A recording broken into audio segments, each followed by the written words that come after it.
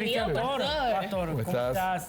A los amigos televidentes que nos ven a esta hora, de verdad que el tema es importante porque yo quiero entrar de inmediato con la pregunta, Pastor. ¿Realmente hoy por hoy la iglesia está unida? ¿Y qué dice la Biblia con respecto a la unidad? La verdad que es supremamente importante lo que acabas de plantear. Y el tema de la unidad no es un tema accesorio, el tema de la unidad es uno de los temas principales que la Biblia nos ofrece. De hecho, imagínate, cuando Jesús ya estaba por cumplir su obra, cuando ya estaba por entregarse por nuestros pecados, Él hizo una oración que está en Juan 17. Claro. Y principalmente, miren lo que dice el verso 21, Juan 17, 21. Él orándole al Padre, para que todos sean uno, como tú, oh Padre, en mí y yo en ti, que también ellos sean uno en nosotros, para que el mundo crea que tú me enviaste. Así que cuando tú ves esto y lees este texto que está en Juan 17, 21, te das cuenta que la importancia que era la unidad, y no la unidad entre una organización o otras cosas, es la unidad del cuerpo de Cristo. Cuando Cristo venga, no viene por los testigos de Jehová o por los de las asambleas de Dios o por los bautistas o por los católicos. Viene por los que han confesado su nombre como Señor y Salvador. Y Él espera que nosotros podamos mantenernos en unidad como un solo cuerpo.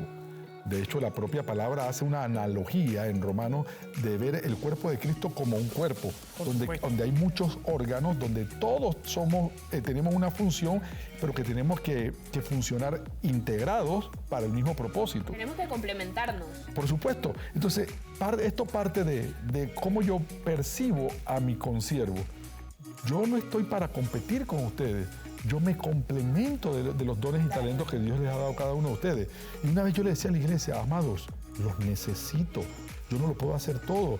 Y yo necesito de los dones que ya Dios depositó en cada uno de ustedes para que como iglesia salgamos adelante. Entonces lo mismo pasa a nivel de la iglesia nacional y la iglesia mundial. Dios está preparando un avivamiento previo a su venida. De verdad, esto no es un eslogan. Cristo está pronto por venir. Y cuando entendemos esto, tenemos que entender la responsabilidad que tenemos como hijos de Dios de funcionar juntos, de funcionar unidos para que este propósito se dé. Entonces, ciertamente hay todavía mucho que trabajar, Ezequiel, en cuanto a la unidad de la iglesia, del cuerpo de Cristo, porque en vez de estar trabajando a veces para el reino de Dios, estamos trabajando para nuestros propios reinos. Mi reino, no el reino de Dios. Edificarme a mí, sí, edificarme a mí, sí, edificar mis propósitos personales y no el propósito de la iglesia. Es correcto, y a veces sucede que yo estoy buscando inclusive exaltar mi propio nombre. Claro. Mire, uno tiene que procurar llevar el evangelio de Cristo, que el que sea conocido sea Cristo. Ahora, si en el camino, por estar haciendo mi labor, Dios permite que yo sea conocido, eso es una misericordia que Él permite. Pero mi trabajo no es exaltarme a mí, es exaltar a Cristo.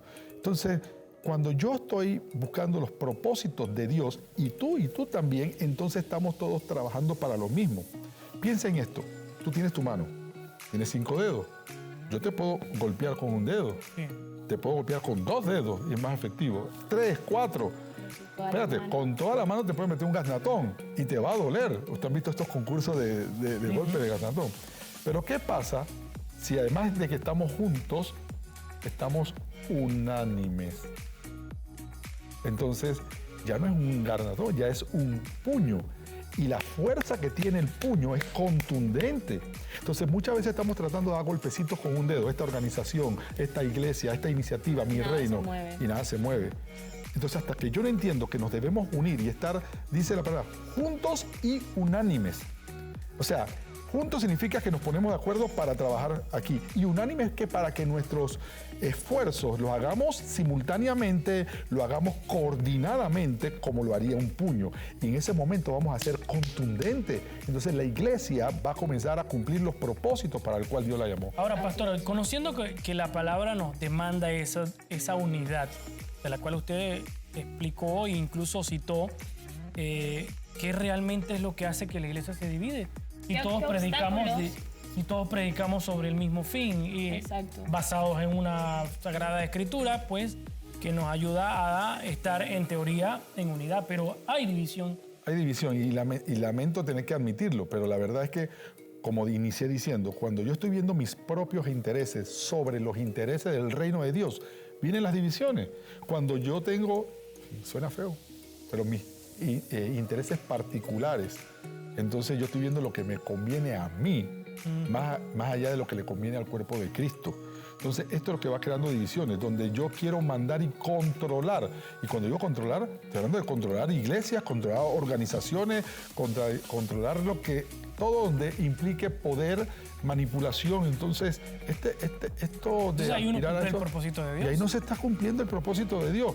Pero cuando yo entiendo que tú estás haciendo la parte que te corresponde y es vital para el propósito de Dios. Entonces yo no solamente estoy bien contigo, yo te voy a apoyar, aunque seas tú quien está en primer plano, pero yo tengo que hacer mi parte para que ese propósito que tú estás haciendo se cumpla. Claro. Igualmente, yo espero que ustedes también me apoyen cuando yo estoy haciendo la parte que me corresponde. Claro, es un apoyo mutuo, no solo Total. es give me para que me apoyen y mi propósito se cumpla, sino también un completo, como bien lo mencionó, Pastor, juntos, unánimes, en una sola dirección. Sabemos que actualmente la iglesia carece de objetivos porque todos están buscando un objetivo diferente. No hay un objetivo común o quizás está distorsionado. ¿Qué obstáculos vemos en el día a día dentro de la iglesia que no permite que todos se enfoquen en el mismo objetivo? No conocer la visión y misión de la iglesia. Cualquier empresa que está bien estructurada, usted llega a una empresa privada o del gobierno, lo primero que usted debe ver en el lobby es una descripción de esta es nuestra visión y esta es nuestra misión. Para no perder el norte. Para no perder el norte. Entonces, la Biblia nos deja en Mateo 28, capítulo 28, versos 19 y 20, nos da la gran comisión, que es la misión de la iglesia. Y no es una sugerencia. Ahí está diciendo Jesús, yo vine, fundé esta organización, pagué con mi sangre por esto, y esto es lo que yo les ordeno que vayan y hagan. Es un mandato. Id y haced discípulos. Y no solamente hacer los discípulos, porque también se dice que tengo que hacer con esos discípulos, enseñándoles todas aquellas cosas que yo os he enseñado. Entonces, para que no quede la duda de que te estoy mandando a hacer una misión imposible, y yo estaré con ustedes hasta el final de los tiempos. Entonces, está la gran comisión, está la imposición, la ordenanza de lo que tengo que hacer muy definido, y también está la capacitación que nos da, porque cuando él dice, y yo estaré con ustedes, lo que está diciendo, mi espíritu te va a empoderar. Y créeme, a veces lo tomamos, somos espirituales, somos cristianos, evangélicos, pentecostales, pero a veces no le damos ese énfasis al Espíritu Santo. Y el Espíritu Santo es poder. El Evangelio de Dios es poder. Y créeme, por más incapaz que tú te puedas sentir de hacer algo, Él te va a empoderar. Y de repente tú vas a hacer cosas que tú mismo dices, wow, oré por Tefi y se curó. O sea, yo pensé que eso solamente lo hacían los grandes profetas que vienen a iglesia. No, tú también lo puedes hacer si lo crees y estás en el propósito de Dios. Es cierto, pastor. Si todos estamos caminando en una misma dirección. Por supuesto. Ahora estamos viendo también, en base a lo que estamos tratando el día de hoy, que es la unidad de la iglesia en Cristo Jesús, estamos viendo corrientes diversas. Espero que esto no esté pasando en Panamá, pero muchas corrientes a nivel mundial de iglesias más light, evangelios más light, que es lo que la gente llama como dejar a un lado la sana doctrina. Cómo está cambiando y trastocando a la iglesia, incluso a la nueva generación, que ve que todo es permisivo, donde realmente hay cosas y lineamientos que realmente debemos estar basados en los estatutos de la Sagrada Escritura. Y se ha convertido ahora en una iglesia más permisiva en muchos aspectos. ¿Sabes por qué ocurre eso? Por un desconocimiento de la gracia. En estos días en una conferencia hablaba sobre gracia responsable y estaba confrontando dos corrientes que son extremas. Por un lado, el legalismo. Hay gente que es muy legalista, que vive en función de las leyes que la propia palabra establece y que sí, las dio Dios y están allí. Y son parte o son expresión de lo que su corazón dice.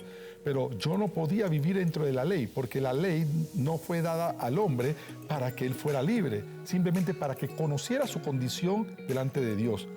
Lo que me hizo libre fue la gracia, pero la gracia de Dios, si la entiendo correctamente, no es libertinaje para seguir haciendo lo que yo quiero, sino que es una capacitación, es una transformación de mi vida para poder cumplir con las cosas que Dios quiere que yo cumpla. Y ahí es donde está el balance. Permíteme ilustrarlo de esta manera y lo ilustré así en la conferencia que di. Tú te sientes mal. vas al médico y el médico te dice, hay algo sospechoso que no me gusta, te voy a mandar a hacer unos exámenes de resonancia magnética para que te revisen bien. Tú vas al radiólogo y el radiólogo te mete en ese túnel, te hacen todas las pruebas y al salir dice, señor, le tengo una noticia, usted tiene un tumor canceroso maligno. Él te dio el dictamen y tú dices, bueno, ¿y qué hacemos? Él te dice, vaya al médico. ¿Por qué? Porque el radiólogo solo puede hacerte ver tu condición. Lo mismo pasa con la ley. La ley no fue dada para salvación. La ley fue dada para que nosotros entendiéramos por qué estábamos ofendiendo a Dios. Claro. ¿Por qué Dios está ofendido con el pecador? ¿Qué hacer y qué no claro, hacer? Pero tú tienes que ir. Entonces, no puede el radiólogo. Usted no puede decir, bueno, sácame el tumor. No puede. Tampoco puedes decir, bueno, ahora llegaré a mi casa, tomaré un cuchillo, lo calentaré y me abriré la cabeza y me lo sacaré. Tampoco puedes. Tienes que ir donde el cirujano, que es el único capaz de hacer eso. ¿Y quién es el cirujano? Jesucristo. Y ahí es donde nosotros comenzamos a entender. Entonces, cuando yo vivo en la gracia, por eso que la carta a los Gálatas fue fundamental, porque se estaba dando una situación donde unos querían judaizar, que era vivir bajo la ley todavía. Y Pablo le decía, no es necesario, estamos en la gracia. A libertad fuimos llamados, pero esta libertad no es para que pequéis. O sea, Dios me liberta, pero ahora me dice, eres libre. Haz lo que debes hacer, ya no por la pena que traía la ley, sino porque me amas. Y por cuando tú me amas, esa es la nueva motivación. Pero ¿la motivación para qué? Para hacer las cosas que están en la ley. ¿Ves cómo? Pues, sí. Es que la Biblia sigue siendo completa.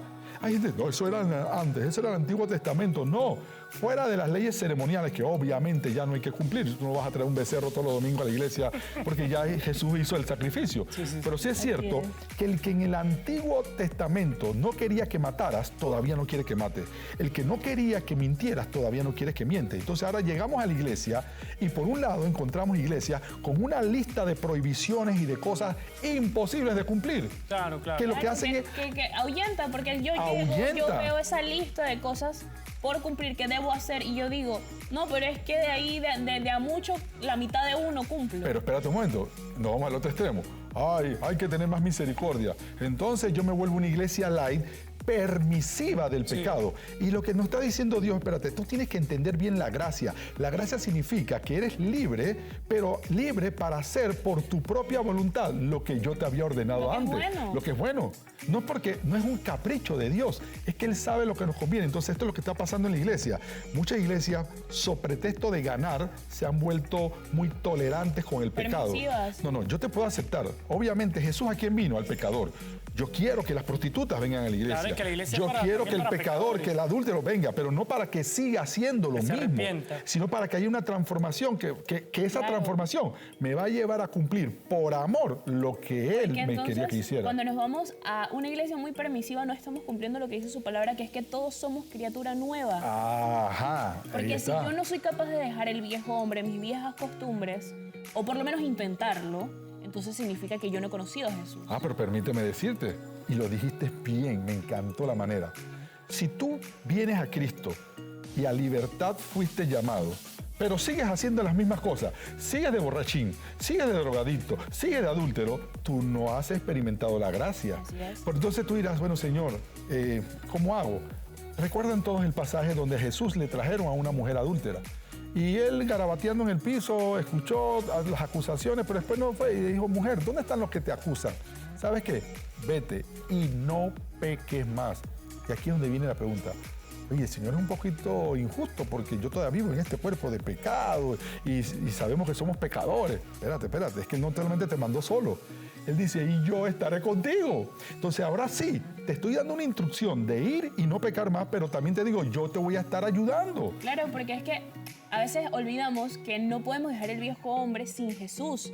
Porque por mis propias fuerzas es imposible, porque usted bien lo mencionó, somos pecadores. Esa es nuestra naturaleza. Pero es cuando conocemos a Jesús, cuando lo dejamos entrar y caminar con nosotros y dejamos que Él cumpla eso de yo estaré contigo, porque claro. Si usted me dice hoy, o si yo le digo a Ezequiel, no, Ezequiel, yo te quiero acompañar, pero Ezequiel me dice, yo no quiero que me acompañes, yo no puedo hacer nada. Por eso es que es una libertad que tenemos que nosotros ejercitar. Se llama libre albedrío, que es la capacidad que Dios nos da ahora para tomar la decisión. Pero no es libertinaje. Pero no es libertinaje. Entonces, una iglesia que so pretexto de amar a la gente, espérate, tú puedes, que Dios es amor. Yo te acepto, ven, por decirlo así, alguien que tiene un pecado sexual, un adúltero.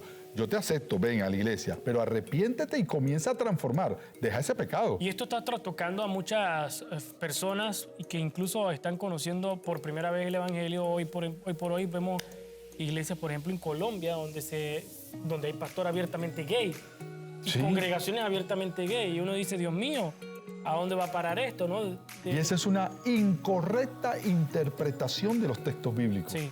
Y ahí es donde la sana doctrina viene a funcionar. Nosotros tenemos que predicar lo que dice la Biblia. Tenemos que dejar que sea la palabra la que nos hable y no usar la palabra como pretexto para justificar Acomodarla cosas. a mi beneficio. Acomodarla. Y eso en teología le llamamos eisegesis. Cuando yo soy el que quiero, el que le sugiero a la Biblia lo que me tiene que decir. Tomo versículos al azar que apoyan mi tesis. Una vez yo escuché incluso a alguien que usaba un texto bíblico para excusarse de cómo interpretaba la Biblia.